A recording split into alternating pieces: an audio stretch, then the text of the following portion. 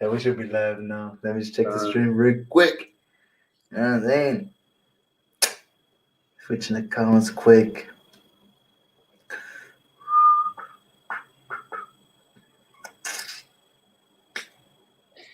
Hey, yo. Right here. Yep, we live, man. We're good? We're good, man. We good. So, yeah. Oh, is my screen still showing? No. Okay. So, yeah. Come. So, yeah, man. First and foremost, we want to give all praise, honor, and glory unto Yahawah, Bahasham, Yahawashi, Bahasham, Qadash. Qadash. Double honor to the elders and apostles and great Millstone that taught us his truth. Sweet. Peace and blessings to the hopefully left, the 144,000 men pushing the truth and wholehearted sincerity across the 4 months. GMS Holland camp with the brother from Holland, the GMS Holland camp, Bahasham, Rawchaa, and Yahawah Bun coming together to address, some comments that was placed up on the brother's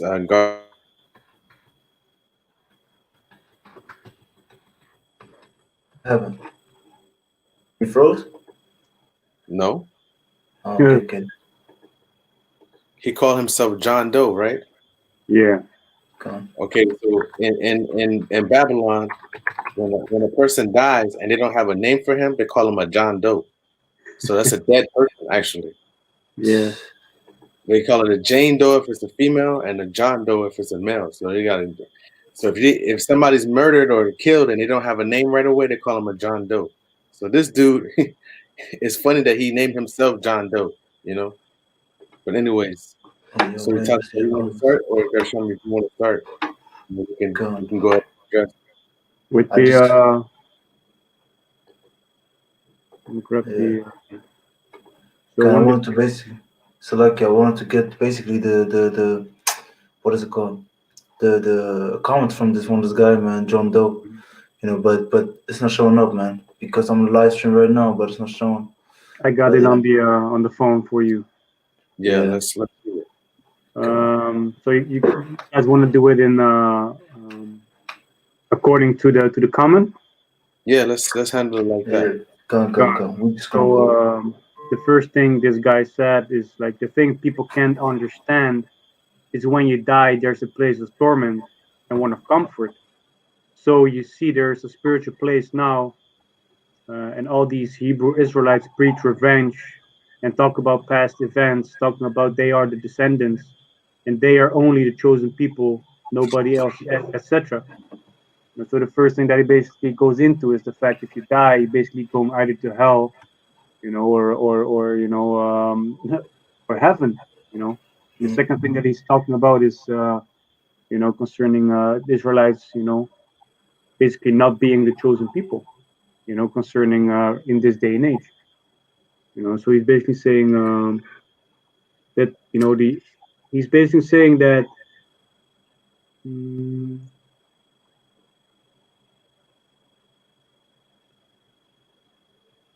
He's basically disregarding that Israel is the only chosen people. Is what he's disregarding. He says that we're talking about revenge, right? Mm-hmm. And he's also talking about. I agree, you're freezing. You froze again. But he's also talking about basically that we should forget basically about the past. This is what he's basically saying. Because he's talking about it's not all about the chosen people of Abraham, but he don't even understand that Abraham had multiple sons, man. But the Lord had Abraham chosen, then he chose Isaac, and then he chose Jacob, which is the nation of Israel. So this is what you're seeing, and this is a man without understanding, just spilling basic Christianity doctrine. This all is what he's saying, man. I'll grab the scripture for you. This is Genesis chapter 17, starting off at verse 7. And I will establish my covenant between me and thee, and thy seed after thee, in their generations, for an everlasting covenant, be a power unto thee, into thy seed after thee, See, and I will give. this is talking. The Most High is talking to Abram, man. He's talking to Abram. He said he's going to establish the covenant with thy seed. So with his sons, with his son basically, which is Isaac, which is the chosen nation, because he had a son first from basically the bondwoman, which is from Hagar, which is Ishmael, which are the so-called Arabs today. But he chose Isaac, and through Isaac he chose Jacob. Gonna add that for you as well. Come. So jumping down to verse 19. And the Most High said, Sarah thy wife shall bear thee a son indeed, and thou shalt call his name Isaac, and I will establish my covenant with him for an everlasting covenant, and with his seed after him. See, an everlasting covenant, and with his seed forever. And Isaac had 2 sons. Let's go into that real quick, because we're gonna go into Jacob and Esau, man. Go to Genesis 25 real quick, Babakshah. Because you have to understand that this covenant is everlasting, man. It's not only for a season. It's not only till Isaac died. It's everlasting. It's until the end. Because I got a piece of real quick. This is 2nd Estrus before we get the other one, chapter 6, and verse 54. And let me start now. Let me get this real quick. Amos chapter 3 and verse 1. And it says, hear this word that Yahawah has spoken against you, O children of Israel, against the whole family which I brought up from the land of Egypt, saying, you only have I known of all the families of the earth. Therefore will I punish you for all your iniquities. And it's what you're seeing. So the Lord only chose the nation of Israel, because when you go into the word family, it means this. Mashapach, basically Mashapach, and it means family, clan, tribe, nation. So he only chose the nation of Israel. He only knows the nation of Israel. You don't know the other nations. Why do you think we went into the land of Canaan under Joshua to basically take over the land of Canaan?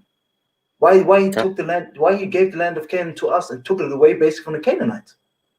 And this is what you're seeing, man. So the Lord's only dealing with Israel in the past, right now, and in the future. And this thing. Go. Hey, and just to harp on that, because he says that these Hebrew Israelites are talking about revenge, right? Let's go to Luke right quick. Luke chapter 18 and verse 7. Let's go to 6. Should I read for you? Select here. I can read it. I got it right here. This is Luke 18 and 7. And shall not the Most High avenge his own elect, which cry day and night unto him, though he bear long with them? So now you have to understand, if he says bear his avenge his elect, who are the elect? You know, who is he going to avenge, and what nation needs to be avenged? Because what nation has been destroyed on every side by every single nation? Every nation has taken parts of Israel and have lived lavishly off of the backs and the blood and the sweat and the tears off of Israel, man. So why would the Lord avenge the white man? Who's oppressed the white man? Who oppressed the Chinese man? Who's oppressed the Saudi Arabians? No one. Not one nation has oppressed them. And what do they need? Damn. And what do they need to be avenged of? Nothing, man. Israel needs to be avenged because of the slavery that they went through under every nation. Psalms 83 tells you that, you know? Come. Go ahead, Art. And then another point also on top of that is the Lord himself will cry out that which is past, man. So because they are talking about we should forget the past. Basically, we should forget about Israel. This is what they want. This is what they want to basically want to say. With the saying, forget the past. Not forget about the cruelty. Forget about the nation of Israel, man. Because this is the thing. In all Christianity, you never hear about basically the Israelites, man. No. Only if you questioned it, if you asked about that. But you will never hear in any teaching, hey, the Israelites this and the third. But then they're going to come up with the whole basically replacement doctrine that now the Lord kicked Israel away and it's now for everybody there. No, he's not. Even Yahawashi himself said he's only came for the nation of Israel. Mm-hmm. I have a precept. Go ahead, Al. Go on. You got the Genesis still? I still have Genesis. I'm back. Okay. This is this is Daniel chapter 9, verse 11. Yea, all Israel have transgressed thy law, even by departing, that they might not obey thy voice.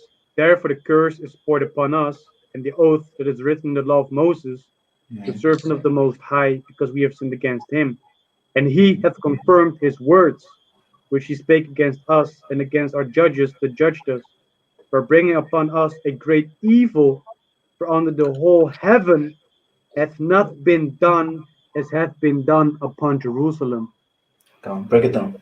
So basically, because we transgressed, the law, statutes, commandments that Yahawashi commanded us to keep, the curses that were written in Deuteronomy chapter 28, starting off at verse 15 down to 68, came upon us, and all the things, that happened unto the nation of Israel. No other nation upon this earth has suffered those curses, The worst has been done unto Israel, and that's also why we need why we need salvation, why we need to be, we need to be saved out of this. Yeah. And it's funny because when you ask the Christian, what do you need salvation from? They say from this world. Okay, so who's in charge of the world? Who's enacting these laws? Who's constructing everything that you're living in? And then they'll do everything in their power to not admit who it truly is, which is the white man. Well, attest. I know you've seen it at camp too. When you bring this out, they don't want to admit it's the so-called white man doing these things. Nope. Even though deep on the side they know it, Then you say who controls the money? Who controls the banks? So the state of the earth, the reason why the earth is in its state that is in right now is because Job 9:24, the earth is given into the hand of the wicked. Sorry. So why would the Lord call them wicked then? And who's so wicked, man? It's Esau. Going even to that. But the thing is, because this guy was questioned how the so-called Negroes, Latinos, and Native Americans can be the Israelites, right? He was questioned that. How are they the Israelites? And how is the so-called white man going to slavery and going to be destroyed, so on and so forth? From where do we see it? Through the curses. Through the curses, we see who we are, man. Because it says in Deuteronomy chapter 28 and verse, right here, with 46, and it says, let's start at 45. Moreover, all these curses shall come upon thee, and shall pursue thee, and overtake thee, till they'll be destroyed. Because you see, the nation of Israel is destroyed right now, man. The nation of Israel is completely destroyed. Because you got only a nation of 2/3 niggas. This is the thing with us, man. I have two scriptures for you. Go on, let me just finish that real quick. Yeah, so go ahead. No, just speak on it. I was just gonna say, because before like I used to look at black people and be like, why are they so fucked up? Why are we so destroyed? Why are we in this state? Like, why can't we come together? Why can't we work and get out of the state that we're in? But go ahead, Og, because Og just said it. We were destroyed through the curses. The Lord put his hand against us negatively. To destroy us, to wake us up, to make us remember who the Lord is. Because what does the remnant do when they get oppressed and they realize who they are? They call unto who? The Lord. And in the book of Samuel, in the book of Joshua, in the book of Judges, Israel always, after they were oppressed and beaten down, who did they turn back unto? The Lord. So go ahead.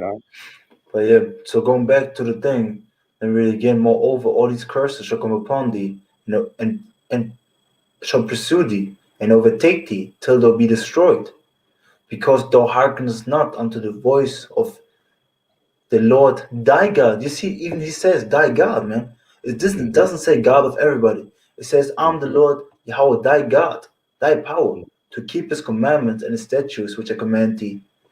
Verse 46, that's the point. And they shall be upon thee for a sign and for a wonder, and upon the sea forever. So through these curses, we see who the nation of Israel is today. Mm-hmm. And these curses only fit in so-called Negroes, Latinos, and Native Americans, man. Mm-hmm. And if you're so simple and want to say it's only for dark-skinned people, look at the brother right now here on the screen. Look at me, man. We have all different shades of skin color, man. Mm-hmm. Because we're spiritual, man. We're not carnal. But the thing is, can you get the Romans 8:16? I have it on deck for you, my brother. Come, but should I get that real quick? And let me just finish the point and read it. Because you have to understand that it's all about the spirit, man. Because the fleshly, the outside can change, man. Because if I sleep right now with a so-called a Chinese woman, get a child with her, this child gonna come out probably like a Chinese man. But it's still an Israelite through my seed line. So it's not about the flesh, it's about the spirit that Yahawah shall put upon you. And you Christians don't have that, man, because you don't want to follow Yahawah in truth and sincerity. You don't want to even call upon the name of the Lord, man, even though you know it's the true name. And that's the thing. And he's saying that we are after the flesh. Yeah, man. Which is so far from the truth, because you got to be spiritual to be in these scriptures. That's right. So you got to have spiritual eyes to understand what's going on. Mm-hmm. Right. You got to have spiritual eyes to see, like the brother Gershon, you know, and it also shows you that the Native Americans, man, they weren't dark skinned. Like they're not. I mean, they're not dark skinned people right now. Yeah. So it's not about all blacks and Mexicans and Latinos. We got Israelites that look like Edomites. We got Israelites that look like Moabites. We got Israelites that look like Filipinos. We got Israelites looking like Russians. You know, so it's not about the outward appearance. It's not about the flesh. It's always been about the spirit, man. Can I add on to what you was just saying? Go ahead, Art. Because you spoke about the Native Americans, right? Mm-hmm. And what is known for them having on their clothing? The fringes. Yeah, and it's the spirit, because I already looked up Numbers chapter 15, verse 38, where it says, "Speak unto the children of Israel, and bid them that they make them fringes in the border of their garments throughout the generations, and that they put upon the fringe of the borders a ribbon of blue." So, you know, the brother, he also asked me to grab Romans chapter 8, verse 16, which if you read that, it says, "The Spirit itself beareth witness with our spirit that we are the children of the Most High." You know, and that also refers to the scriptures. You know, these words that I speak unto you, they are spirit and they are life. So the Bible itself explains to you, you know, who the children of Israel are. And Numbers chapter 15, verse 38 shows you that the Native Americans have part in that, you know, whether you want to believe it or not. You know, shall their unbelief make, you know, the faith of the Most High have none effect? Romans 3:3. Gone. That's right. And it's plain. Like we had the live stream yesterday with the brothers from Charlotte and Mississippi. That it's written plain upon the tables, and the ones that the Lord has given the eyes to see, it seems so simple. Exactly. You know? Then you got people who trip up over little things that we look at it like, how can you not understand that? You know, like, how can you not see it? We see it so clearly, and they tripping up over these little things, and cutting themselves with the scriptures that they're pulling out. Gone. You know? I have a precept on that. I'm gonna have a precept on that as well. Yeah, bring it up. This is Romans chapter 11, verse 7. What then? Israel hath not obtained that which he seeketh for, but the election hath obtained it, and the rest were blinded. According as it is written, the Most High hath given them the spirit of slumber eyes, that they should not see, and ears that they should not hear unto this day. That's right. That's what you see with Israel today, man. You see this exactly with Israel, because we bring out this truth in the four corners of the earth via the unicorn. It's everywhere, but these people still don't want to listen, and especially not the Israelites, Because when you speak to them, it'd be like these other nations going to slavery. Who they want to save first and foremost? Not even their own selves, not their own people. They want to save Esau, man, which is the so-called white man. I don't get it. And that's the thing. And that's showing you that they are completely destroyed for lack of knowledge. Hosea 4:6, man. They're destroyed for lack of knowledge. Because they didn't seek Yahawashi. The Most High rejected them, man. And this is what we're doing right now. And these Christians and these other nations and these other supposedly philosophies and false doctrines are shook because we're waking up to our true heritage. That's why we get mockers and scoffers, but it's all prophecy. Just why the scoffer on the Commentboard is just a true fulfillment of prophecy, man, which is a beautiful thing because we hasten the day of Yahawashi this year, man. Even before that, but now much more, man. Because you've seen these things to come to pass, and you still question if we the Israelites, man. You see these things come to pass. You see all these plagues from the Yahawashi coming on this earth. You see the RFID coming closer and closer, and you still question if we the Israelites, man. Showing you that the Lord not dealing with you, man. 100% the Lord not dealing with you, man. And if you say that the blacks and the Latinos are not the Israelites, then who are they then? Who are they? Because it's written in the scriptures that Israel and Ham are completely different people, but they are still dark skinned. Mm-hmm. Okay, so who are the Negroes that are living in America? Why did the Lord prophesy that they would go into slavery again with ships? Yeah. Why did the Lord write that? So it's so simple to us, but they can't see it, you know, because the Lord made their eyes fat and their ears, you know, so they can't see or hear, just like you read. Precept. Precept. And if You have a precept? okay. No. Now just bring it out what you want to say, Salakia. Just bring it And out.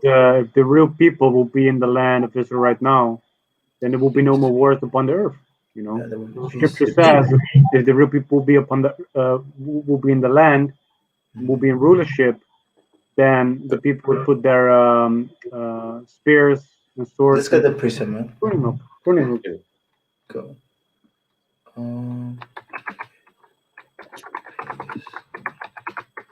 You can keep on speaking. I'm just gonna look it up real quick. I have it. It's Isaiah chapter 2, verse 1. Oh yeah, The word that Isaiah, the son of Amos, saw concerning Judah and Jerusalem. Mm-hmm. And it shall come to pass in the last days that the mountain of the Lord's house shall be established in the top of the mountains, and shall be exalted above the hills, and all nations shall flow unto it. And it's showing you, because what is this mountain? If you're so deep, explain to us what is this mountain, man? This mountain represents the government of Israel upon the top of the hills, upon the other mountains and hills, upon the other nations, man. Because we're gonna be on the top, man. How Esau's on top right now, we're gonna be on top. To spring power of Yahawashi. Trading places. And the people are gonna flow onto us, and we're gonna be ruling in peace, man. Because it even says, and there shall be no more war, roughly paraphrased, but I can't remember where it says it. It's in the same chapter. Salakia, yeah, 2-4, yeah, read that Bahasham, you can read that one, Salakia. You want me to go to the point? Yeah, go straight to the point, man. Go on, verse 4. And he shall judge among the nations, and shall rebuke many people, and they shall beat their swords into plowshares, and their spears into pruning hooks. Nation shall not lift up sword against nation, neither shall they learn war anymore. Showing you that peace is going to be established when Israel is in power, man. When Yahawashi is going to come back, he's going to come back with war, because like it says in Ecclesiastes, it's a time of war, and then it's a time of peace, man. So Yahawashi is going to come back with the time of war, bringing death and destruction and calamity, and then the peace for Israel, and even the whole world going to come, man. Because these other nations have to understand, under us, under the nation of Israel, peace is going to be established, man. Yeah. Because under Esau, cruelty and basic vexation is established in the fullest. And you see the complete opposite from our kingdom right now, because right now they're beating their plowshares into swords. Yep. But in the kingdom, when we're going to rule, to speak of Yahawashi, the Yahawashi of the elect, the sword's going to be beaten into plowshares. Yeah. So the complete opposite. Why? Because we're the complete opposite from Esau. Esau is the wicked, we the righteous, man. And this is showing you how the Lord chose us, man. Because you think the Lord is satisfied with this world, how it is right now? You think he's satisfied with this world, man? He wants his people, his chosen nation, on top. Why should he say these things that he chose us if we done away with after some 1,000 years, man? Showing you that you have to start to show the self-proof, man. And if you don't know about the scriptures, if you can't answer the neighbor, put your hand upon your mouth, man. And that's the thing. See, and the thing about it is, it's. Cool. Can you hear me? Can you hear me? You basically let's go froze again. Yeah. So the thing about it is, this dude is playing with a sharp sword, and he don't understand how sharp the sword is. You know, he don't understand the weapon that he got in his hand, and he's playing around with it, swinging it around, and cutting himself and everything around him. You know, and that's the fact of the matter of these Christians. You know, because they haven't been taught by their pastors and their priests and their reverends the true meaning of the scriptures. Mm-hmm. You know, all they have been taught is, if you believe in Jesus Christ, you're going to rise with the dead. Mm-hmm. And that's what pretty much he said. You believe in the name of Jesus, that they're going to rise with the dead. Mm-hmm. That's the only thing that they always say. If I believe in the name Jesus, you're not even believing in the correct name. That's right. That's right. That's correct, man. Because the thing is, what we have to understand is that the Lord chose Israel, is dealing with Israel right now, and gonna deal with Israel in the future, man. That's a clear point, man. Yep. So I got a quick precept in Matthew chapter 15 and 24. See Yahawashi speaking himself. And it says, but he answered and said, I am not sent, but unto the lost sheep of the house of Israel. Okay. So showing you Yahawashi came over for Israel. So his men that followed under him only came for Israel. And that's the thing. So and this is what you're seeing, man. So the topic basically is we showing you, man, through the precepts that the Lord only chose Israel, and that through the curses we see who we are. We are the Israelites, and we see it through the curses. Because you see right now the curses come upon the other nations, yeah, because they, like it's prophesied in Deuteronomy 37. Mm-hmm. Now we see basically all the curses that we went through. The evil eye toward the brother, the evil eye toward the female, to the wife of the bosom and the children, is coming upon these other nations. But it was first upon us. But now we see we come in our salvation nearer and nearer. So the curses change into blessings, because the blessing has to come also, and it's going to be ultimately established in the kingdom. What precept did you just pull? Me? Matthew 15 and 24. Okay. Go on. Hey, you got a precept? I got a precept. Yeah, then bring out the precept and let's go to another topic, the next topic now. Go on. Yeah, go for us again. I got a precept. Go on. This is Psalm 147 and verse 19. Mm-hmm. He showeth his word unto Jacob, his statutes and his judgments unto Israel. Verse 20. He hath not dealt so with any nation. And as for his judgments, they have not known them. Praise ye Yahawah. See? Right. So he's only dealt with Israel. And he's only dealing with Israel. Mm-hmm. And and not all of Israel, because Israel don't want to be right. They want to stay in oppression.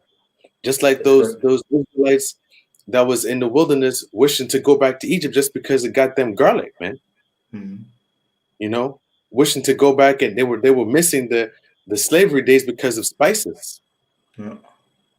You know, so if there's nothing new under the sun, those people are still here. You know, those people are here. Can't they here today? Yeah, man, they're here again. Yeah, that's right. Go ahead, That's right, and it's what you're seeing. So, so as the people are here today again, and this is the thing, man. If you really listen and humble yourself down and listen to the elders and apostles and learn the basics, you would understand the truth. But the Lord Most High has to deal with you, man. But He's not dealing with you. That's why you can't understand even the lowest that we basically the the milk of the milk that we the Israelites, man. You can't even understand that. Why? Because the Most High isn't dealing with you. But I got a quick precept, the 2nd Ezra chapter 6, verse 54. And after these, Adam also, whom thou madest Lord of all thy creatures, of him come we all. And the people also whom thou hast chosen. See? So we all come from Adam, but the Lord has a chosen people, even from the beginning. Because when you even go into the Ham, Shem, and Japheth, Shem means in the Hebrew Sham, which means name. Showing you through Shem, came this basically the chosen seed line again.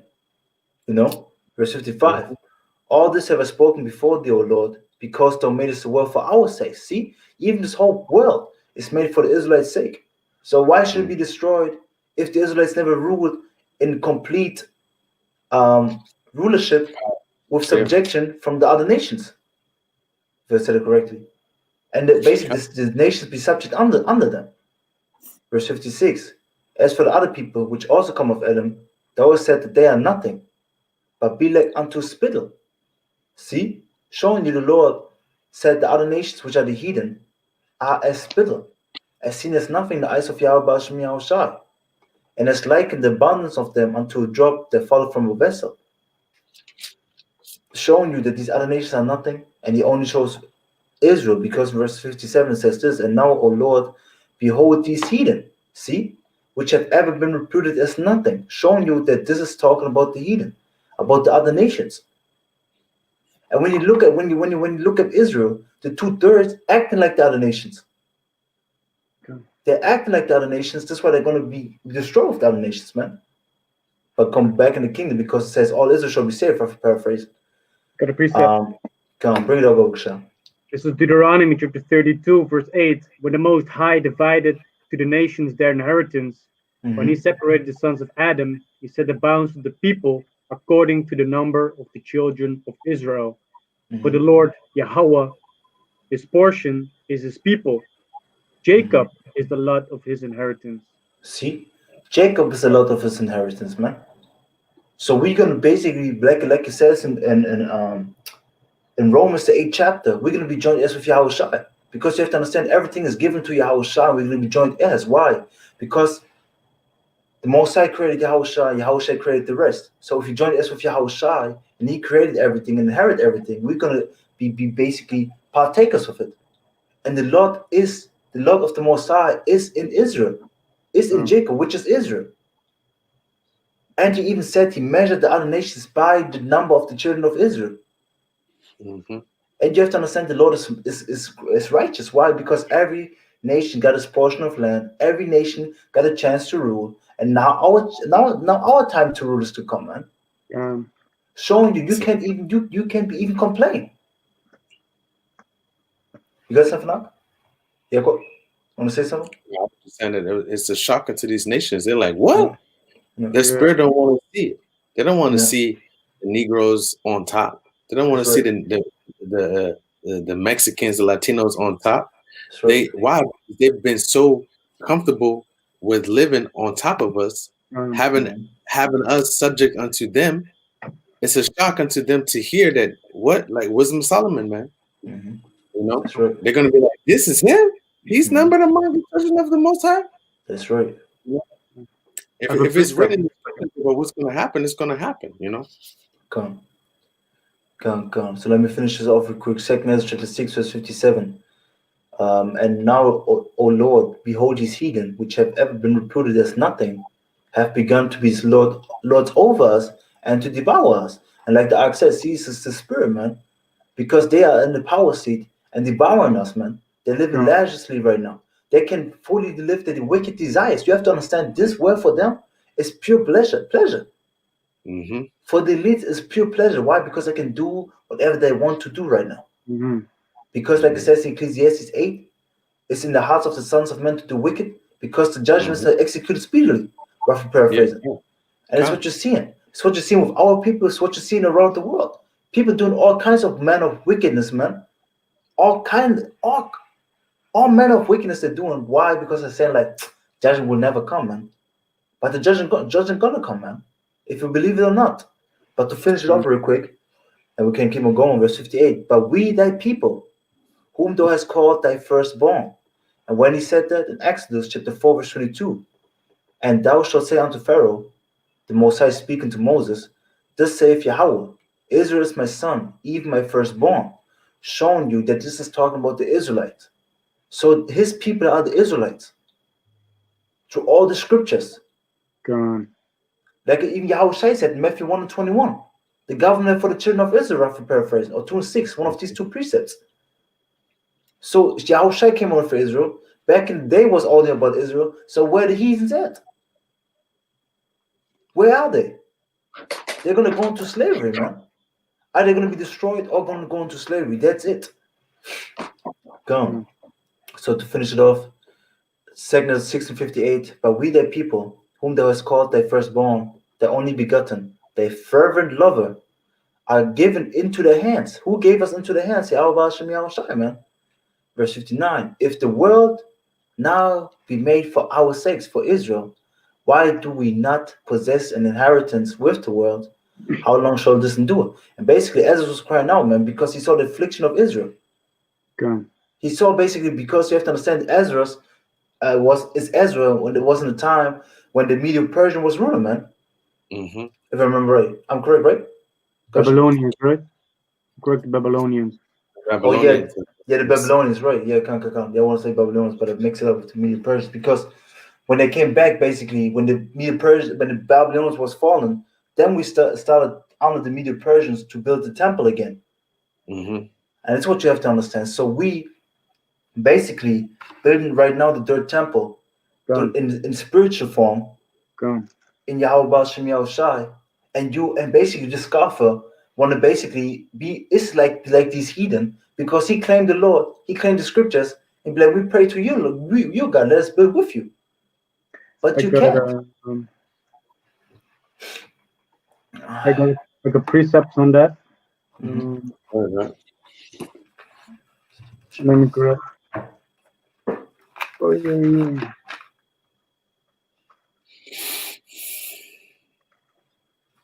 Let me just use the. But wait, I got a quick question. Wasn't the book of Ezra in the time of the fall of the Babylonian, the beginning of the Medo-Persian Empire? The Medo-Persians. Because first Ezra is about. I just want to double check on it.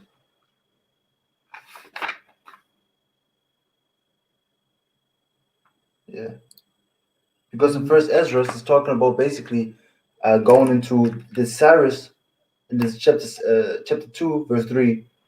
Cyrus is basically telling us to go. Yeah.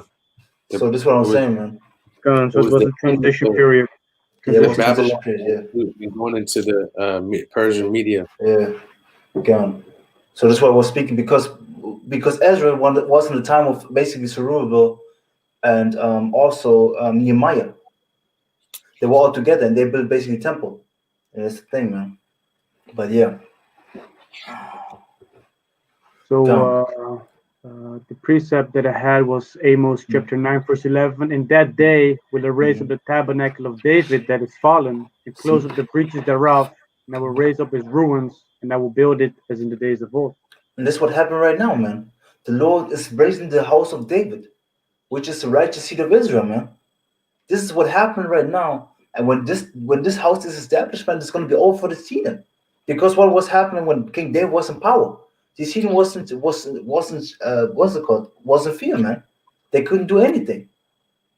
Only to our own mistakes we fall, man, not because of the heathen. Nowhere in the scriptures you see that the heathen prevailed against us. Only through our own mistakes we was put under them. As long as we kept the law. Yeah. Go on. And that's how Esau stood up. That's why Esau set up his whole kingdom for us to be in transgression of the law. Go on. That's right. Make it utterly difficult and complicated for us to try to keep the law. Mm-hmm. You know, that even we breaking the law without even knowing it. You know what I mean? Like, and because he got little snares and traps and hidden things under there. You think you're being righteous. You think you're doing something correct. And then you read a label and you're like, damn, I've been using this shit the whole time. And this has this in there. Mm-hmm. Or is He set it up so Come on. Yeah, go. you gotta You work. froze again. He make it so you gotta work on the Shabbat, you know. So Go on. this whole kingdom is set up for us to be in transgression, because when we transgress the law, then we fell. Go on. Uh, Because it's like the sin is basically all down for, man. Because the wage of sin is death. If we I was about to sin, say the same thing, come. come on. If we sin, we're gonna be basically sinning. Basically, righteous acts is putting us close to Yahawashi, but sinning is separating us from Yahawashi. This is why these heathen are full of sin, full of abominations, and want to put us basically in the same manner. Because if you follow after them, we're gonna be treated like them, yeah. and that's the thing. Come on, Because what but you want to happened? say something? Like, What you say? and what you was just saying, that's basically what happened unto us. You know, we Yeah. became like these heathens. Mhm. You know, and the most that basically was like, want to be like the heathens? Go ahead. You know. That's right. And But that's the thing, man. I had a precept on the Amos 9:11 because right now we're basically rebuilding the tabernacle of David. That's right. You know, but I've this is Ezra chapter 4 verse 2. Then they came to Zerubbabel and to the chief of the fathers and said unto them, let us build with you, for we seek your power as ye do, Spirit. and we do sacrifice unto him since the days of Esarhaddon, king of Ashur, which brought us up hither. So you could see that back in those days when the actual physical temple was rebuilt, these heathens that were basically they wanted to be part of that. They wanted to help us rebuild the temple, and seek our power, Bahasham, Yahawashi. But this is what Zerubbabel and Joshua said unto them. Verse 3, but Zerubbabel and Joshua and the rest of the chief of the fathers of Israel said unto them, ye have no things, you have nothing to do with us to build an house unto our power, but we ourselves together will build unto the Lord Yahawah of Israel, as King Cyrus, the king of Persia, hath commanded us. So we, as the nation of Israel, the elect, we are the ones that are rebuilding, the basically the tabernacle of David through the spirit and power of Yahawashi, which is a spiritual temple. That's right. That's right. And to add onto your point, basically this heathen was just faking it, man. They was just faking it. They want to basically interrupt the building. They wanted to Because- hinder it. Yeah, they want to hinder it because even the topic says adversaries of Judah in chapter 4. And they basically acted like they fainted and just men, basically. You understand what I'm saying? Like in these times right now, because we got the same exact people right now here. They're acting like, yeah, we want to be part of it, but they just want to hinder the building. But the spirit of Yahawashi showed you again that they have no part with us, man. They have not any part with us because we are not the same and we will never be the same. And Yahawashi only came for the elect. Okay. And that's the thing. So basically, and also another thing, when you talk about when this guy on the Commentboard talk about basically Esau, or basically white man, why we call him Esau, why you're gonna be going to slavery. We did a lesson just 2 days ago, man. Check it out yourself, man. Check it out yourself. Because the thing is, with your people, with your scoffers, you can talk, but we put so much information out there, so much videos out there that you can't even gainsay anymore. But you're still trying it, man. And that's the thing, man. These people, man. I can't wait until the Lord comes back, man. I'm really sick and tired of them, man. For real. But yeah, Salakia. Come on. Hey, finish that Romans 9 and 11. Romans? Amos? Amos 9 and 11, Salakia. Go Want me to to go- verse 12, you mean?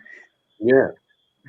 Because he's saying that we are holding on to slavery, which is a carnal thing. But listen to what the Lord says. What does the Lord say? Go on, verse 12. That they may possess the remnant of Edom and of all the heathen which are called by my name, saith the Lord Yahawah, that doeth this. Come. You see? So the remnant, that means after the great destruction, there's going to be remnant of these people that's going to be gathered together and be possessed as possessions. That's right. When you possess something, that means it's yours. You got this is my possession, you know. So when you possess something, it's under it's subjected unto to you. So Esau, the remnant of Esau, and the heathen are going to be possessed.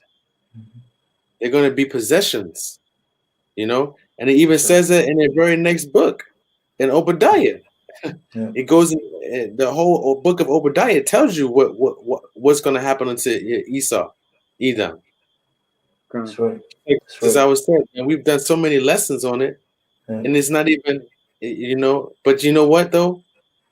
They think that they know something from just watching 2 videos, you know, and it has nothing to do with the scriptures. They just watch or they read a couple of precepts and 1 chapter, and they think they understand how Yahawah Bahasham Yahawashi works. That's right. That all flesh is going to be. He contradicted himself even on the comment board. Yeah, and that's the thing. And going even into what you just said because of the slavery part. So if the world going to pass away, how are we going to have slaves then? Because you have to understand we had the Edomites since basically when we was basically the Dark Ages, we had them in basically captivity. Mm-hmm. That was basically under us, yeah. But when you think about it, the Lord put us under them again. But because when you think about it, back in the day, we was under them also, and they was acting cruel. It was basically adding every force they could to punish us and to destroy us. That's what Esau did.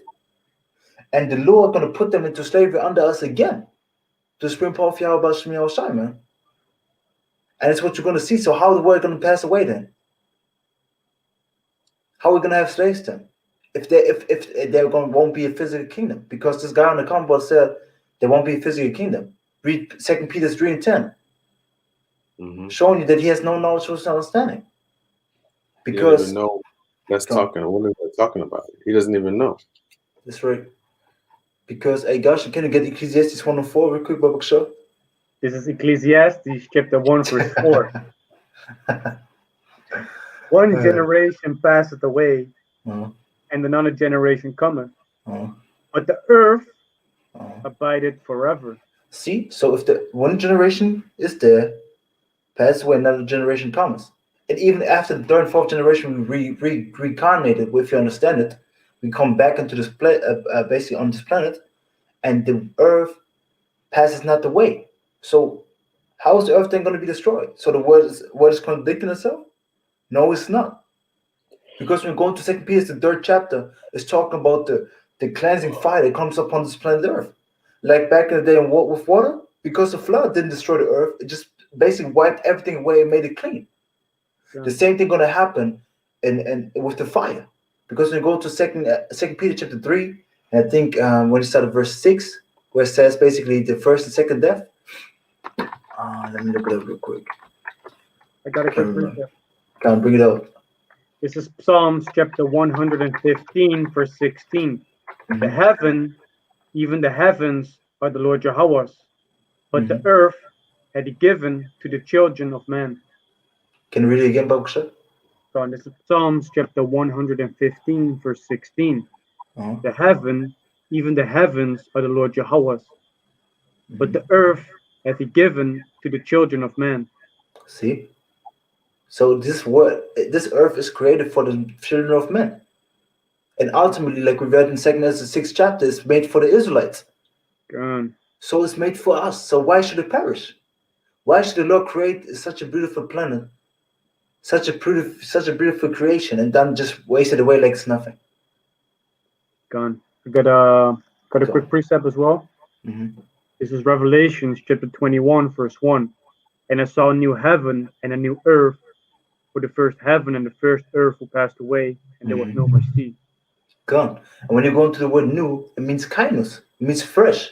So there's going to be a fresh heaven and a fresh earth, a fresh rulership and a fresh earth, a new earth. God. A new earth. When you have something new, you have a new form. It's fresh. Nobody touch it. Basically, boom, it's yours. And the same thing going to happen with the earth. The earth going to be cleansed by fire. Exactly. Like it was back in the day with the water. Now it's going to be with fire, because here is 2 Peter chapter 3 and verse 10. Let me start at 3 real quick. Knowing this first, that there shall come the last day scoffers, walking after their own lusts. And that's what we have right there, man. He's a scoffer walking after his own lust because he put a private interpretation to the scriptures. Okay. And that's the thing, he breaking down nothing. I didn't even went to his YouTube channel, but I bet there's not one video up there, man. Not one video up there to bring edification up, but talking mad shit on the Commentboard, man. And so he brought out 2 Peter chapter 3 and verse 10, right? Can I want to jump down into it. Can. Yeah. Where were you at? I was 2 Peter 3 and 3. Oh, okay. So Good. let's get pause for a second. It's all good. And then verse 6, whereby the world then was being overflowed with water perished. Well, let me say the 5. Select. No, select was right word. So let me read again. Select 2 Peter 3 and 6, whereby the world that then was, so the ancient world of Noah, being overflowed with water, perished. But the heavens and the earth, which are now by the same word, are kept in store, reserved unto fire against the day of judgment and perdition of ungodly men. See? So this time it's the fire.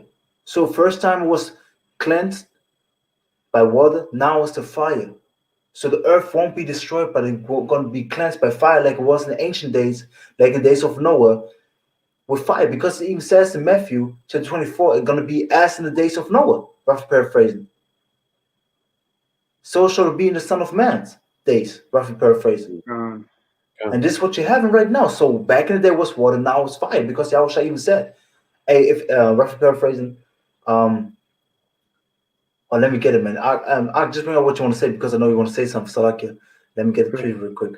Because what is that? That fire that it's talking about? Those are the thermonuclear missiles that the Most High is basically building through these heathen nations. That's right. Which the total amount of those will be 200 million. Yep. As you can read in Revelations chapter 9, it speaks about basically horses, because they're being compared to horses and horsemen. Yeah. Like also in Joel. Yeah. The 2nd chapter. Showing you, see, we got precept upon precept, line upon line, here a little and there a little, man. Linking up these precepts together to get the full knowledge understanding of Yahawah, Bahasham, Yahawashi, man. But Jacob, you had something too, I think. You wanted to say something also concerning this topic. But we were almost there. Yes, like you want to verse 10. Yeah, but even verse 9 is important too, because it says the Lord is not slack concerning his promise. So what did he promise? Who did he promise something to? Did he promise something to all the nations, or did he promise something to the children of Israel and to the remnant of the children of Israel, to the elect of Israel? That's why he says, they that should be dead in me shall be risen again, shall rise. And those that you froze again. I know. Sorry. So the promise is for Israel. Romans in 9:1. What does it say? Let me get it right quick. What you get, Tazawa? I'm just gonna go back to I had the precept right there. Luke chapter 12 verse 49. It's Yahawashi speaking. I am come to send fire on the earth, and what will I if it be already kindled? And the fire is already kindled, man. You see the fire brewing, and they're going to be physically manifested through these nuclear missiles, man. And the laser beams of Yahawah, Bahasham, Yahawashi come back with the chariots, which is probably going over your head, man. Because we understand the signs of the heavens. We understand, the supposed little dots that are flying around, the so-called U of Oaks, are the chariots, the vehicles of Yahawah, Bahasham, Yahawashi, and going to be our deliverance. Basically, the vehicles of salvation and condemnation, man, because they're going to bring salvation to the elect and condemnation to the 2/3 and the other nations. And it's what you're seeing, man. Okay. I have a precept. Great, all right. This is Psalms chapter 105, verse 8. He hath remembered his covenant forever, the word which he commanded to 1,000 generations, Mm-hmm. which covenant he made with Abraham, and his oath unto Isaac, and confirmed the same unto Jacob for law, and to Israel for an everlasting covenant, saying, Unto thee will I give the land of Canaan, the lot of your inheritance. Mm-hmm. Mm-hmm. And And he this was is talking this, about who, because he was talking about who he made the promise unto, you know. that's right. And then when you just to double down on that, Romans 9:4. Who are let's start at 3. For I wish that myself were accursed from Christ, from my brethren, Mashiach, my kinsmen, Mm-hmm. according to the flesh. There it is Mm-hmm. again, talking about the flesh being Yeah. blood. Yeah. Okay. Verse 4, who are Israelites, Uh-huh. to whom pertaineth the adoption and the glory and the covenant and the giving of the law and the servants of the Most High and the promises. Mm-hmm. So the Israelites received these promises. That's right. Okay. Gave the adoption, coming back into this law, and the glory, which is the kingdom of heaven, the covenant, which is the testament, the covenant between us and the Most High, and the law, which is the scriptures, and the service, being servants, the prophets, and the men doing this work and teaching the world who the Lord is through His word and the promises Gone, of us being saved when He comes back to judge this earth. That's right. gone. You know. I have a So precept. go ahead, Art. Gone. This is Galatians chapter 2, verse 8. For he that brought effectually in Peter the apostleship of the circumcision, the same was mighty in me towards the Gentiles. See. Go ahead and break it down, Art. I'm gonna find this precept right quick. So, the brother Jacob, he was talking about how that in Romans chapter 9, verse 1 down to 4, talks about, that it's concerning the Israelites, according to the flesh, his kinsmen. And that was basically Paul speaking, and Paul was sent unto the Gentiles, as we also can read in Galatians chapter 2, verse 8. So the Gentiles that it refers to in the scripture for, the majority of the time, concerns Israelites. That's right. Yeah, man. Going even back to the first topic they were talking about, man. It's all about Israel, man. Good. You have to understand that this whole movie is about Yahawashi and his chosen people. It's all about that. It's about basically all about his name, because his name is in Israel. His name is in Israel, and he even said, "I'm gonna do it for my own name's sake." He I gonna have that do for it. you. I have that for you, man. Go. This is Second Estrus chapter 3, Mm-hmm. starting off at verse 34. Weigh thou therefore a wickedness now in the balance, and there's also to dwell in the world, and so shall thy name nowhere be found but in Israel. See, and that's the thing. So the name of Yahawashi is nowhere to be found but in Israel. So he only dealt with Israel, is dealing with Israel right now, and gonna deal with Israel in the kingdom. And that's the thing. And like Yaakov said, like the brother Yaakov said, that all the promises going to come to pass towards Israel. Because you have to understand, even Paul was a Benjamite. Yes. Mm-hmm. Paul was a Benjamite, so he said, according to my flesh. So he's talking about the Israelites. Because he was in the flesh, an Israelite. Mm-hmm. And also in the spirit, one of the elect, man. Mm-hmm. Showing you And that is Salaki. Yeah, you're right. Go ahead. Salaki, I thought you were done. So showing you that it's all about Israel, man. Mm-hmm. That's And that's and it just goes to what he was saying, and he was asking, so where does it say that it's all the blacks and the Latinos and Native Americans? We just read it to you. We're showing you that it's according to the blood. First off, we can't say who's who.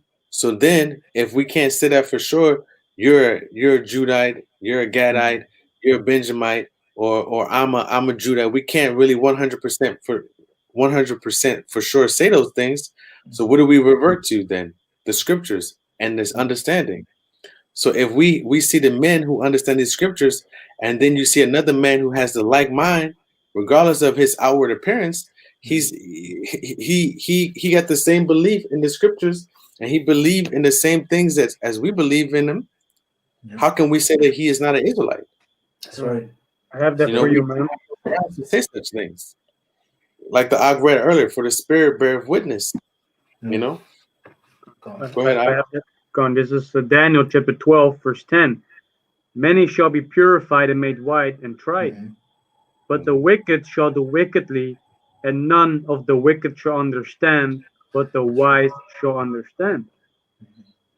See, and these people will hear that and say, see, the white, they're gonna be made white. They're gonna be made white. They don't understand the scriptures. I've actually had a person on the comment board say this to me that it says that men are gonna be made white. So that's not talking about the pigment, the melanin being removed from your skin. That's talking about you being clean from your iniquity. You being as a filthy rag, your garment being made white. Your spirit are being made clean and being made separate, holy unto the other nations again. Got a precept. I got a precept. Go ahead. Real quick to Revelation chapter 19 and verse. Verse 8. Yeah, verse 8. And it says, and to her was let me start at 7. Let us be glad and rejoice and give honor to him, for the marriage of the Lamb is come, and his wife has made herself ready. The wife is Israel, the elect. Verse 8. And to her was granted that she should be arrayed in fine linen, clean and white, for the fine linen is the righteousness of saints. See? Showing you. See? Go. Good, huh? They're showing you that the white represents righteousness, man. What? Because white is clean. It's basically sanctified, which means clean. So basically, they're sanctified, they're made clean, and they was made right. So they're righteous, man. Just talking about Daniel chapter 12, and not about white pigment, man. Showing you that you have no understanding. If you say such a thing, you're a carnal beast, man. I'm telling you, man. You're a carnal beast, man. Yeah, can. And who are the saints? Yeah. You know, who are the saints? That's right. This is Psalms chapter 148, verse 13. Let them praise the name of the Lord Yahawah, for his name alone is excellent. His glory is above the earth and the heaven. He also exalted the horn of his people, the praise of all his saints, even of the children of Israel, a people near unto him. Praise ye the Lord Yahawah. See, showing you who the saints are, the Israelites. Showing you, man, it's all about Israel. You can't deny it, man. He's talking, and he'll use one scripture and then include the whole world of people. When we just bring out so many scriptures where it's only talking about Israel, the saints, the elect, but he'll take one verse and then just say, "See, he's talking about the whole world. He's talking about everybody, whoever so believeth on the name." That's right. Come on. And that's the thing, man. So let's real quick go back to 2 Peter's, I would say. Let's go back to 2 Peter's. Like the what do you mean? The echo was so Yana. What's wrong? Not Yana, but Cyan. Why? Because man, this internet is tripping, man. I understand, yeah, what you mean. But hey, this is just Satan trying to hinder, man. He wanted to hinder the whole lesson, but it came out straight out through the spring of Bahasham, Yahawashi, you know what I'm saying? And that's what's up, man. That's how it's supposed to be, man. We have to fight through, man. Through all these trials tribulations you go through, we have to fight through, and it's going to make us stronger. By going back to 2 Peter 3 and verse 7 again. But the heavens and the earth, which are now by the same word, are kept in store, reserved into fire against the day of judgment and perdition of the ungodly men. So the fire going to come upon the earth. So this fire, like we read in the Ecclesiastes 1:4, it's not talking about that the whole earth going to be destroyed. It's talking about the earth going to be made clean again, man, through the fire. Because water and fire are cleansing agents. When you have, for example, some dirt on your clothes, you're going to put it in water and it's going to be clean, right? Because now we use soaps and everything. But normally when they have like just a little bit dirt on it, you put water on it, boom, it's done. And for example, what they're doing when you have like for especially like in the woods when he had like an injury, They sterilize they it. had to sterilize it with fire, boom, to get all the bacteria and everything out there, showing you that they're Sterilize it. both cleansing agents. You know what I'm saying? You flush your Yeah. system, Yeah, you know, and you heat up herbs, yeah. you know, and even when you get a fever, Mhm. your body is heating up to a temperature to burn out the iniquity, you know the virus. So That's right. it's showing you nature shows us how the Lord he's showing us, you know, Yeah. how he cleanses the earth, cleanses the body. Mhm. You know, when you want to, you know, when I was younger, if you ever had like a splinter in your finger, you know, like a piece of wood, your Mhm. mother take a needle and she would burn it so it'd be sterilized, Yeah. and then she'll pull the splinter out. So that just shows you that fire cleanses things just like water flushes things. Mhm. What's going to stand in front of water when it's rushing? Nothing, man. Yeah. You know, and even stones get worn down from water. You know, Yeah. they get worn smooth. you get water running on stone long enough, it's going to smooth that water out. I mean, that stone out, man. Mhm. Well, go ahead. Correct, man. Go. That's right, man. So going back to 2 Peter chapter 3, verse 10, but the day of the Lord will come as a thief in the night, in which the heavens shall pass away with a great noise, and the elements shall melt with fervent heat. The earth also and the works that are therein shall be burnt up.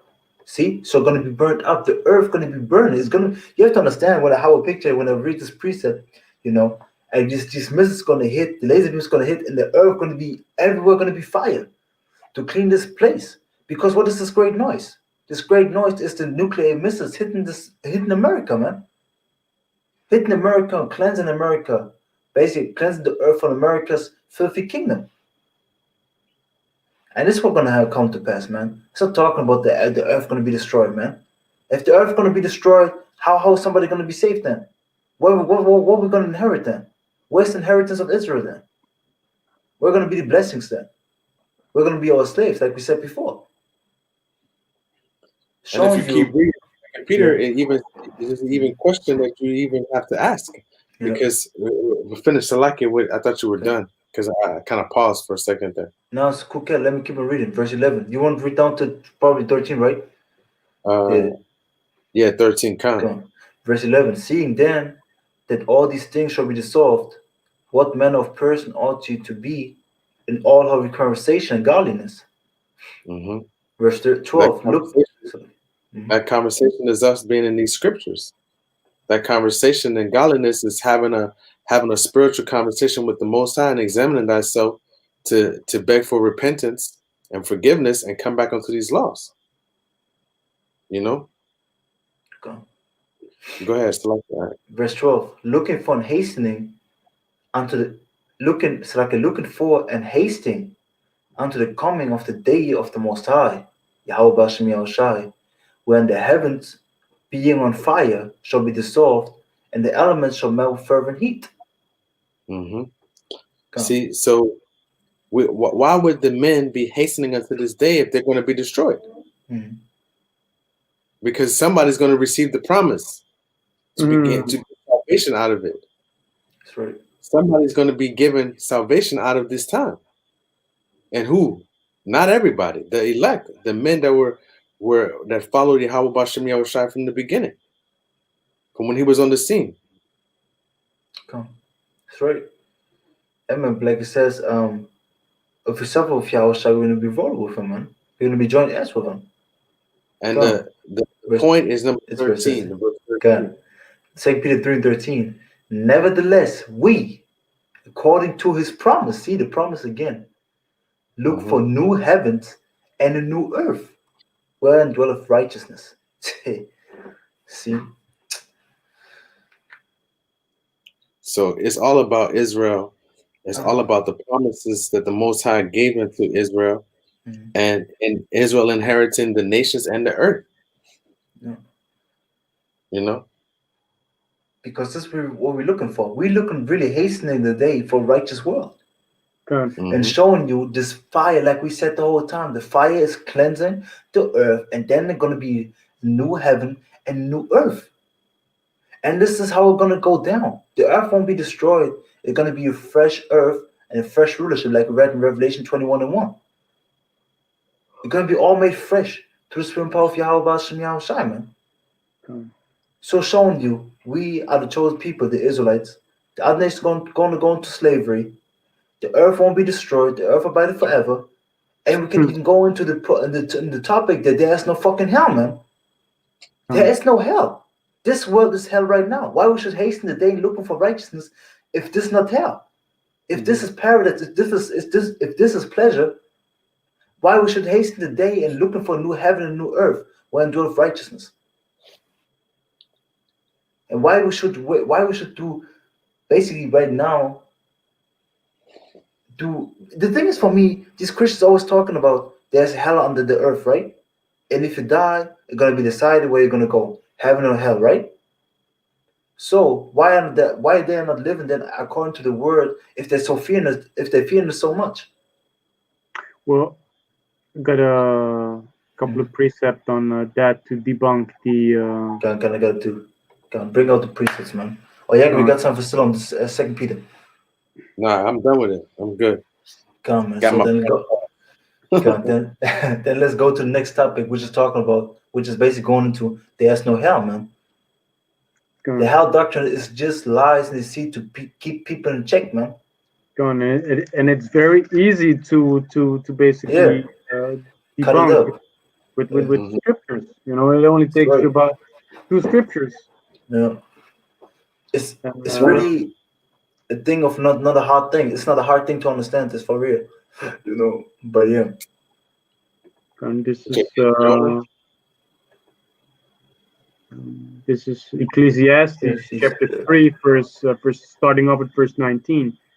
For that which befalleth the sons of man befalleth beasts. Even one thing befalleth them, as the one dieth, so dieth the other. So showing you both got death. We are both dying. The beast is living his life, dying. We living our life, dying. Okay. Yea, they have all one breath, so that man has no preeminence above a beast, for all is vanity. See? Come. Verse 20, all go unto one place, all are of the dust, and all turn to the dust again. So our body, if we die, because I was talking about the death, our body goes back to the earth where it was made from. Because our body is made out of the minerals of the earth. So our body goes back to the earth, returns to the earth. This is why we don't burn our people neither. Because this is a hedonistic thing too. Because we put our body basically back into the grave, that the earth can receive the body again and give a new life, basically. You know? Come. Verse 21, who knoweth the spirit of man that goeth upward, and the spirit of the beast that goeth downward to the earth. Showing you that when we die, we go to the spiritual realm. We go into the spiritual realm, which is the paradise, where we're going to be in rest, like Yahawashi said in Luke chapter 23 and 42, when he was on the cross with the 2 men, and the one said, "Please, him take me with you into the kingdom." Rough paraphrasing, and he said, "I'm going to take you with me into the paradise, which is a spiritual realm where the spirits are at rest till the 3rd and 4th generation. They're going to be sent back. So if when we die, we're going to go back to the spiritual realm. So where's the hell then? And why is there a kingdom of heaven? When we die, we're going to return to heaven, basically, to their kingdom heaven. Now we're going to the spiritual realm, waiting upon the time that we sent back, and now we're waiting till Yahawashi is coming back, oh mighty Lord and Savior, man. And the spirit of the beast just jumped immediately to another beast. Like I was watching this movie. I was watching this one movie. I can't remember it, but this was with this I can't even remember the title. It's like you know the series, these movies, buddy, with this golden retriever. This dog is the best friend, basically. And there was a movie again with him. It's basically the same dog, and you saw the life out of his perspective, and he was speaking and shit.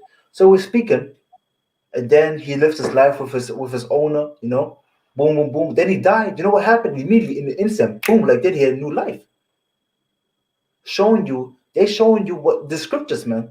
They're showing the scriptures blatantly out there because the spirit of the beast just jumps to another beast, man. But the spirit of Yahawashi of a man, Shalakia, goes up into the spiritual realm to the Lord, waits there till the season till it's sent down again, man. You know. Got a quick precept to basically back it up again. So this is Ecclesiastes chapter 12, verse 7. Then shall the dust return to the earth as it was, and the spirit shall return unto the Most High who gave it. See? Read it again, Babu Ksha. It was beautiful, man. Read it again. This is Ecclesiastes chapter 12, verse 7. Then shall the dust return to the earth as it was, and the spirit shall return unto the Most High who gave it. So our body returns to the dust, and our spirit returns to Yahawashi who gave it. Because he's the father of the spirit. He created us and put us down here. I also have another precept to give a scenario to show you basically what happened. Which one is it? It's in Samuel. 1 Samuel 28, right? Hey, I want to just say and get this preacher recruit. That's the spirit, man. That's really the spirit. Go, man. Get it, man. Bring it out. Go. This is 1 Samuel chapter 28. Starting off at verse 13. Yeah. And the king said unto her, Be not afraid, for what sawest thou? And the woman said unto Saul, I saw gods ascending out of the earth. Yeah, and that's the thing. So basically, King Saul was going to what is it called? Basically to a witch, the witch of Endor, right? Witch of Endor. Witch of Endor, and basically wanted to summon down Samuel out of the heavens, out of basically the spiritual realm. The witch of Endor. She was a wizard of familiar spirits or something like that. Yeah, and so basically now Saul was going to her, and she summoned the spirit, and she was afraid because Saul didn't told her who she is and who he is. So she was afraid. Just to give a little bit of the background to understand the story better. But yeah. Verse 14, and he said unto her, What form is he of? And she said, An old man cometh up, and he is covered with a mantle. And Saul perceived that it was Samuel, and he stood with his face to the ground and bowed himself. And Samuel said to Saul, Why hast thou disquieted me to bring me up? And Saul answered, I am sore distressed, for the Philistines make war against me. And the Most High departed from me, and answered me no more, neither by prophets, nor by dreams. Therefore I have called thee, that thou mayest make known unto me what I shall do. And you have to understand, before that whole situation, the spirit departed from Saul. The spirit of Yahawashi departed from Saul and went to David. This is why he was so in distress and so such a fear. And this is why he inquired to Samuel. You have to understand the mind of Saul, man. He was dealing with Yahawashi. The Lord left him. And instead of seeking the Lord again, he goes to a witch, which the Lord said all witches should burn, basically, and die. There should be no witch among the children of Israel, basically, or paraphrasing. And he inquires of her and summons Samuel, which was the priest of Yahawashi, down to the earth, showing you which situation Saul was, man. These demons were heavy on him, man. But yeah, you got something, Bahasham? I know you're looking something up. Yeah, I was looking in the book of Job, where it says that basically when you're dead, you're at peace. Job 34, I think, was it right? No, Job chapter 3. Verse. Let me start at. Let me just go to the point, verse 16. For the people that wanna read a little bit more concerning it, start at verse 11. But verse 16 says, "Or as in hidden untimely birth, I had not been, as infants which never saw light. There the wicked cease from troubling, and there the weary be at rest." Yeah. So Joe basically, he'd rather was dead, because then he would not have been troubled, as he had been, basically. You'll be at rest because you have to understand, if your body, these bodies are chains of darkness, so your spirit is in torment. So if your body dies and spirit is free, you're free, man. You're in peace. Okay. And this is why in the kingdom we're gonna be in peace. Why? Because we're gonna have extra terrestrial bodies, man. The spiritual bodies. With the basically we're gonna have immortal bodies with spiritual powers, man. So we're gonna have, but let's finish this point, then we're gonna go to the next point. Well, however the spirit guides, but because it's not a topic, but Salakia. So back in Samuel. Count Samuel, chapter 28, 1 Samuel.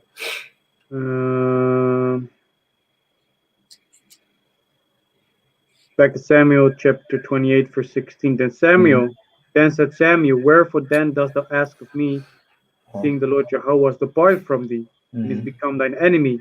And the Lord Yahawah hath done to him as he spake by me, for the Lord Yahawah hath rent the kingdom out of thine hand, and given it to thy neighbor, even to David. Because thou obeyest not the voice of the Lord Yahawah, and executest his fierce wrath upon Amalek, therefore hath the Lord Yahawah done this thing unto thee this day.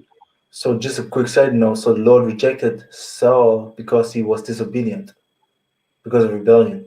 So you have to understand, so yeah. And rebellion is what? It's witchcraft.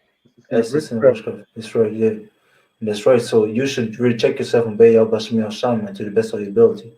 Just a quick side note. Okay. Verse 19. Moreover, the Lord Yahawah will also deliver Israel with thee into the hand of the Philistines, and tomorrow shalt thou and thy sons be with me. The Lord Yahawah also shall deliver the host of Israel into the hand of the Philistines. So the point was for this topic, tomorrow shalt thou and thy sons be with me. And Samuel was in the spiritual realm. So he's basically saying, you're going to be with me. And you have to understand, Saul was wicked. He was disobedient. That's the point. So the good and the evil going to go to the same place. Because Samuel was righteous. He was a priest of Yahawah. He was a man of the Lord. But Saul was rejected. He said, the Lord rejected his ass, man. He said, seeing the Lord Yahawah is departed from thee and is become that enemy. So he's an enemy. So he's wicked. And he still goes in the same place as Samuel, showing you that there's no hell. But where is hell? What's that? Where is hell? Go. The earth is hell, man. We living in hell. Like in Jonah. Go. But it also says that if he spared not the angels who sinned and cast them down into hell in chains of darkness reserved unto the day of judgment. That's right. So we living in hell, especially under Esau's rulership. It's hell, man. Hell is a condition, man. Hell is a condition because they're basically three words of hell: Gehenna, Hades, and Shawwal. And Shawwal and Hades are basically the same word. Hades is just a Greek word for Shawwal, and it means grave, death. And Gehenna is referring to a place where basically was a place in I think it was south Israel, south of Jerusalem, if I remember right, in the south of Jerusalem, where basically to continually burn people. Continually burn stuff. That anyone was thinking basically what is it called? Waste disposal site. Yeah, waste disposal site. It was continually burning these things, and Yahawashi was basically referring, casting the people out and referring to this place because this is going to be the judgment. If they repent and come back to Yahawashi, they're going to be burned to fire. And that's the thing. So hell is a condition, and even if you go into the word Hades, let me go to do that real quick and share the screen real quick. Let me do that, man. When you go into the to Luke chapter 10 and verse 15, so like give me a second. Because when you go to Luke chapter 10 and verse 15, just go into the word hell there, and it says, I have to share the screen, so like share the screen real quick. Come on. Hey, you see it, right? Okay. So you need to see my screen right now, right here. In Luke chapter 10 and verse 15. And thou, Capernaum, which art exalted to heaven, shall be thrust down to hell. Okay? So we're gonna go down to the word hell. And what does it mean? Hades. Because he had to come about the precept, the verse written with Hades in it. I was like, you come yourself, man. So Hades, what does it mean? Name Hades or Pluto, the god of the lower regions. Okay. Across the netherworld, the realm of the dead. And now it's the point which is showing you what it is. Later use of this word, the grave, death. See? And that's the thing. So it's talking about the grave, about death. This is Hades because it's death. There's no hell, man. There's no underground world where basically a red man sits there with a pitchfork, man, waiting for your ass to basically torment you for the rest of your life, showing you they don't have any malicious understanding, man. Yeah, they don't have any understanding of the scriptures because they believe, if you have that mindset, then they believe that Satan rebelled against the Most High and he was cast out of heaven and down into hell. Come. And now he's pretty much fighting for spirits against the Lord. Hey, so the thing about it is, and then the scriptures tell you all things obey what? The will of the Most High. So nothing that has been created by the hands of the Most High can disobey what the Lord made it to do. So Shaitan was created to be the left-hand side, to be everything opposite of Yahawah Bahasham Yahawashi. That's right. And let me get it real quick here, man. A quick precept for you. This is Sirach chapter 18, and let me start at verse 1. And it says, he that liveth forever created all things in general. The Lord only is righteous, and there is none other but he. Verse 3, that's the point. Who governeth the world with the palm of his hand, and all things obey his will. For he is the king of all, by his power dividing holy things among them from profane. So the question I'll have to ask John Doe is, who created Shaitan? Who created Satan? That's right. So how can he rebel against the Most High? You can't. He created you. He knows your inner workings. He knows what you're made of. So he can take it away from you immediately. How can you? So stupid, man. Yeah, man, but this is showing you the because we have to understand always going back, because of course a Mark and scoffer can still turn into Ross is a sincere listener if you're Jake, man. But still, when you think about, because it's also how you present yourself. If you ask a sincere question, be like, hey, I don't understand it. We're gonna answer it. But if you come like this, hey, how you can say that Edomites, you say Edomites, white people gonna be destroyed, gonna go into slavery? How you can say such things? Basically, such a rebellion. Instead of asking because you don't know, because you are ignorant, man. You don't know. Ignorant means you don't know. You got no knowledge, basically. Uninformed. So instead of humbling yourself down and informing yourself, I'm the man how it's supposed to be, you prideful and want to be talking shit, then you're gonna get a harsh rebuke, man. That's the thing. Because basically what he was doing was he was trying to correct us on our last week.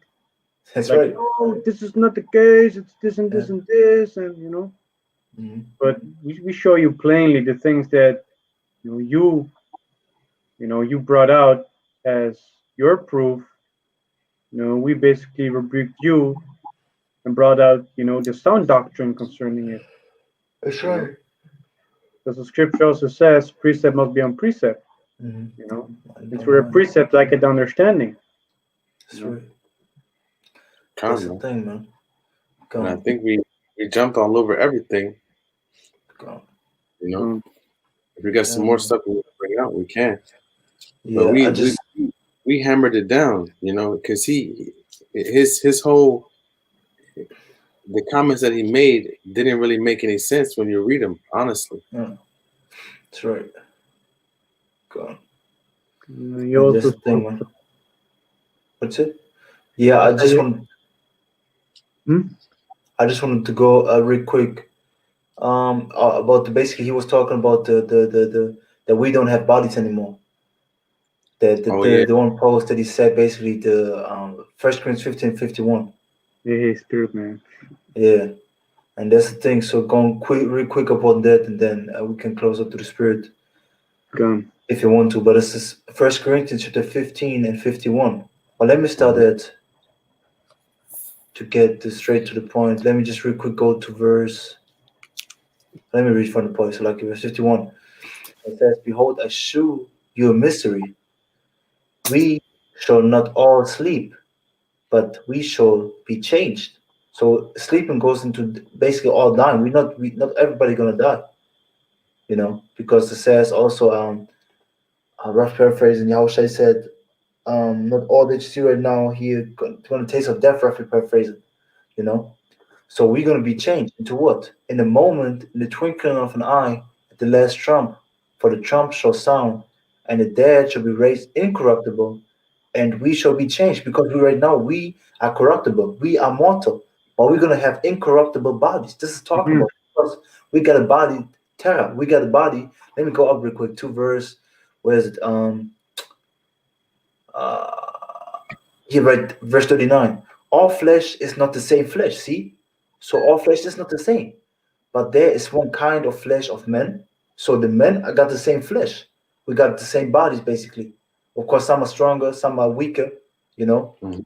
some are taller, some got darker skin. Another flesh of beasts, another of fishes, another of birds. Verse 40. There are also celestial bodies, which are the heavenly bodies.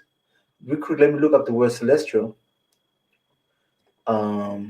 Celestial is this existing in heaven. See, things that take place in heaven, the heavenly region. See, so basically it's a heavenly body. So we got a heavenly body, which the angels got, and bodies terrestrial, which we got, terra. When you go into the word terra, it means earth. So we got earthly bodies. They got celestial bodies, heavenly bodies. We got earthly bodies. But the glory of the celestial is one, and the glory of the terrestrial is one. Because, of course, the glory of the celestial, you got spiritual powers. You know, you got infinite energy. The angels got infinite energy. But the glory of the terrestrial, what we got, is we can eat, we can sleep, you know, we can basically have sex, intercourse. We can do all kinds of these things. The angels can't do these things, you know. So, gone. Verse 41. There's one glory of the sun, another glory of the moon, another glory of the stars. For one star differ from another star in glory. Verse 42. So also in the resurrection of the dead, it is sown in corruption, it is raised in incorruption. And this thing, because we're going to be raised up, even though we're going to die, because hey, some of us going to die in Yahawashi, but going to be raised up first and going to be changed when they're going to go into the. Can you get First Thessalonians 4 real quick? Because he was speaking about that too, First Thessalonians 4. Because when we're going to be raised up and put into the chariots, we're going to be changed in the twinkling of an eye, like we read, into the extraterrestrial bodies, man. The bodies with the immortal bodies with spiritual powers. And this thing, so we're going to be basically the perfect.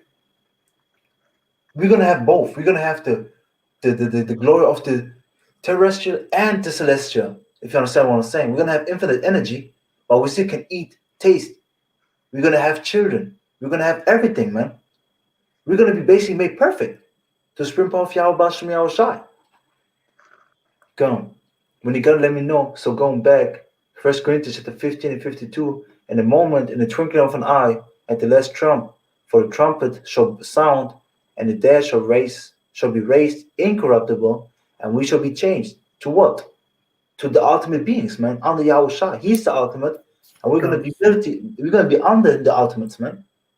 Now that's we of the elect, man. I have it. Come, bring it up, Babusha.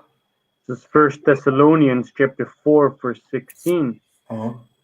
For the Lord himself shall descend from heaven with a shout, with the voice of the archangel, and with the trump of the Most High.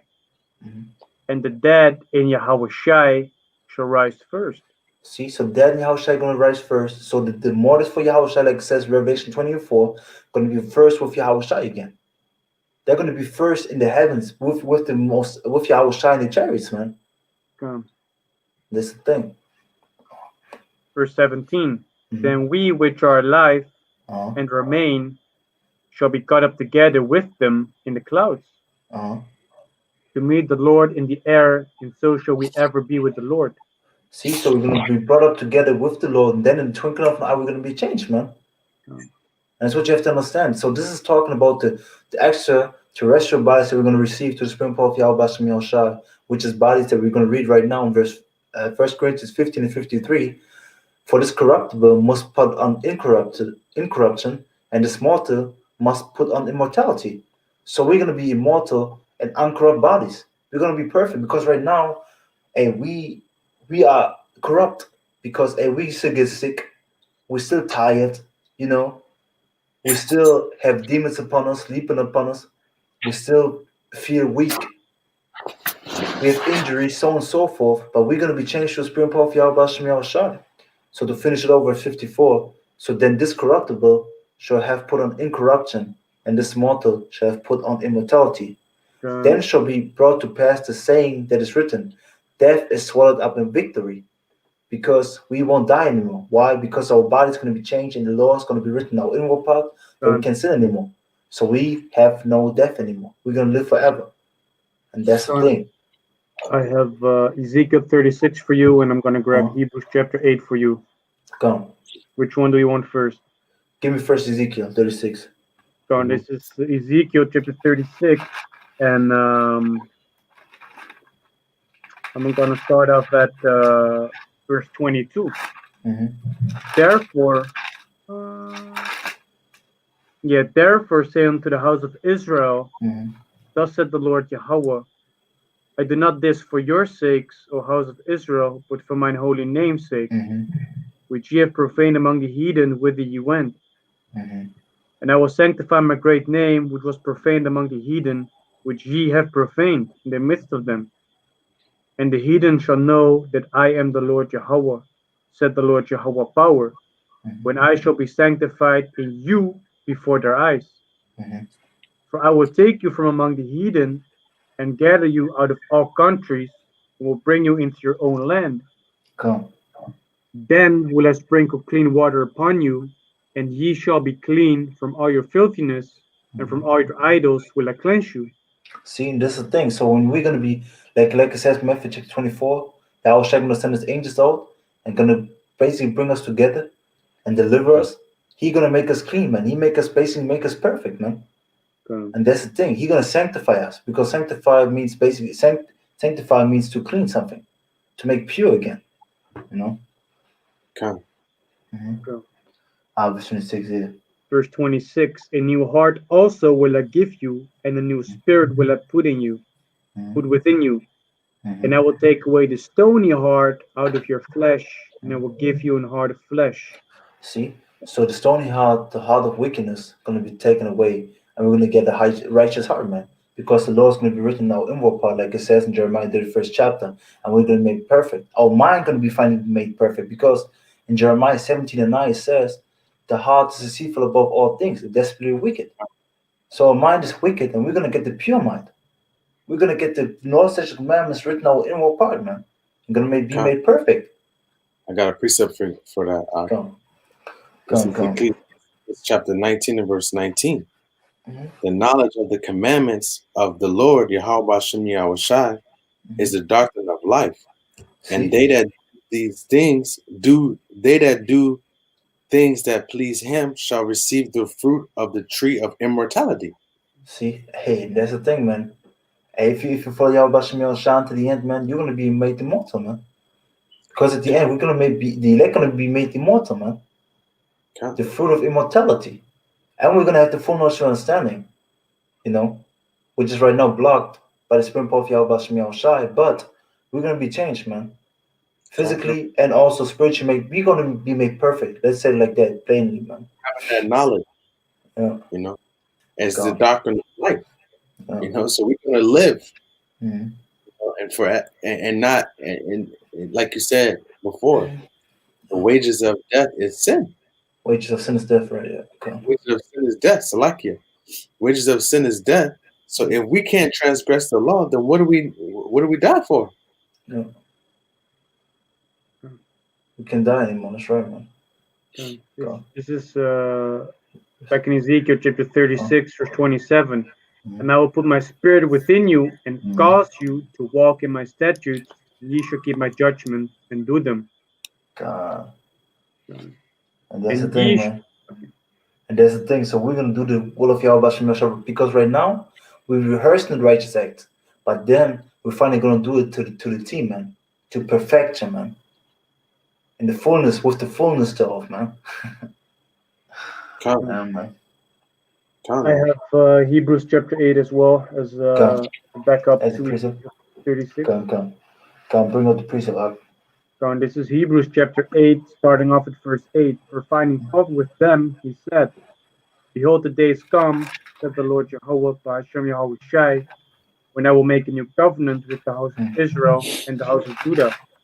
Not according to the covenant that I made with their fathers in the day when I took them by the hand to lead them out of the land of Egypt. Okay, didn't want to cut you off, but it even says, I'm going to make a new covenant with the house of Israel and with the house of Judah, showing you that even in the supposed New Testament, it talks about the northern and southern kingdom. See? Come on. Saraki, can you read it again? Verse 9. Not according to the covenant that I made with their fathers the day when I took them by the hand to lead them out of the land of Egypt, because they continued not in my covenant, and I regarded them not, said the Lord, Yahawah, Bahasham Yahawashi. And it also says, with their fathers. Whose fathers? Yeah. The fathers of the house of Israel and of Judah, the northern and the southern kingdom. That's right. Not these heathen nations. Verse 10. For this is the covenant that I will make with the house of Israel after those days, said the Lord Yahawah Bahasham Yahawashi. I will put my laws into their mind and write them in their hearts, and I will be to them a power, and they shall be me a people. See? So the law is going to be written in our mind, man. When you have the laws written in your mind, you can't go off anymore. You can't sin anymore. That was the point. Can you read verse 11 also, Babakshah? Of course.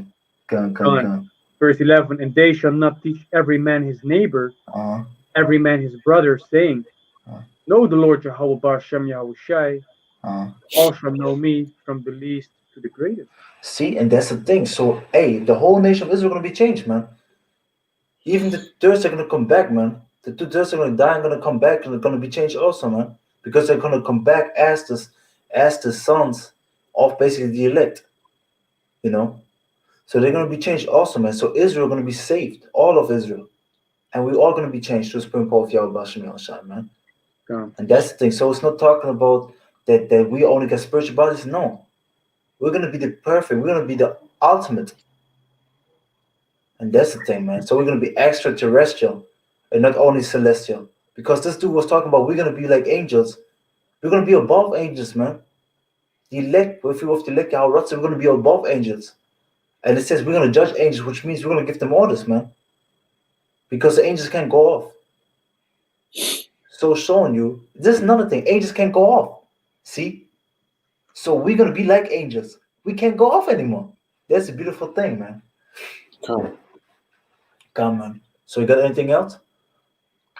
I have the precept that Jacob spoke about that you roughly paraphrased. Then just bring it out, man. Bring it out and then... This is 1 John chapter 3, verse 4. Whosoever committed sin transgresseth also the law, for sin is the transgression of the law. God, see, sin is the transgression of the law. So if we have the law in us and we can't break the law anymore, we won't die anymore. Exactly. That's the thing. So Romans 6:24 says, for the wages of sin is death. So if we can't sin anymore, we won't die anymore, which means we're going to be immortal, because the only way to die for us is sinning. because this is basically the punishment for too much sinning, man. Death. You know. But yeah, man. That's the And thing. that's also because you have to ask, who did he give the law to? Like we read before. Who has been judged? Who has been judged by the Lord, man? Yeah. What nation has been utterly destroyed? Go on. Come on. So Yakim got anything else? No, man. No. You know, Chris, Was 1 Corinthians 15 finished? yeah, I read to 54 where it says basically the death is swallowed up in victory. Well, let me finish real quick. First Corinthians 15:55. Oh, death, where it says sting, or grave. See, it even says, oh, grave. Mm-hmm. Where is their victory? The sting of death is sin. Mm-hmm. It does. And that's the thing, the sting of death, because when I think about a sting, right, I think about a bee that got a sting. And the only thing that the bee can attack with is the sting. So if the bee loses a sting, what does it have anymore to attack? Nothing. It's gonna be just like a fly basically flying around doing nothing, you know.